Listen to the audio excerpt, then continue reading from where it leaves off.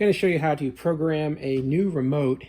If you already have one remote, in this case the black one, that's already programmed, and you have a new remote and you want to transfer the programming from this one to this one here, this is the way you would do that.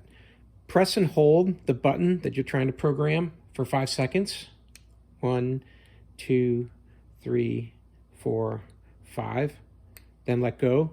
Then press the hold button 1, 2, 3 times. Then press the new button 1 time. And now this remote has learned the signal from the top button on this old remote. So go ahead and go to your unit and test that this button works, and you should be good to go. So that's how you can program a new remote without having to get access inside of your 1050 control box. Hey, I hope that helped, and if it did, please give the video a thumbs up. That'll help other people find it as well. And as always, have a great day.